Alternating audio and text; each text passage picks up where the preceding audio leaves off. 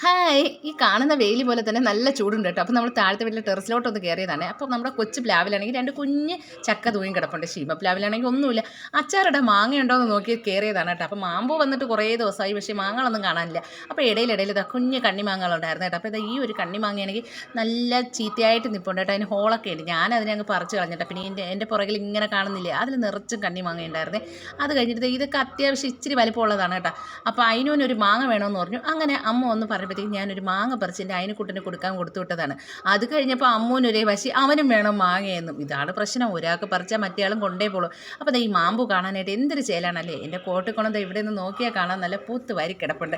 അങ്ങനെ അമ്മക്കുട്ടിക്ക് മാങ്ങ വേണമെന്നുള്ള ശല്യം സഹിക്കാൻ വയ്യാതെ ഞാനാണെങ്കിൽ ഇതാ മാങ്ങ പറിക്കാൻ തോട്ടമായിട്ട് വന്നിട്ടുണ്ട്. അപ്പോൾ അതിൻ്റെ ഇടയിൽ 5-6 വലിയ മാങ്ങ നിൽപ്പുണ്ട് കേട്ടോ. പറിച്ചാൽ അച്ചാറിടാം, പക്ഷേ എൻ്റെ തോട്ട അങ്ങ് എത്തുന്നില്ല.